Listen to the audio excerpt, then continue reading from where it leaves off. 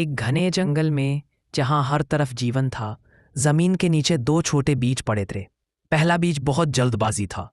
जैसे ही उसे नमी मिली, वह तुरंत अंकुरित होकर जमीन से बाहर निकल आया। वह जल्द से जल्द बड़ा होकर दुनिया की सुंदरता देखना चाहता था। लेकिन दूसरा बीज बहुत समझदार था। उसे जल्दी नहीं थी। उसने अपनी सारी ऊर्जा पहले अपनी जड़ों को जमीन में गहराई तक मजबूत करने में लगाई। जब पहला बीज एक सुंदर पतला पौधा बनकर ऊपर चमक रहा था और सभी जानवर जैसे खरगोश और गिलहरी उसकी प्रशंसा कर रहे थे, तब दूसरा बीज धैर्य से अपनी मजबूत नींव बना रहा था। एक दिन जंगल में एक भयंकर तूफान आया।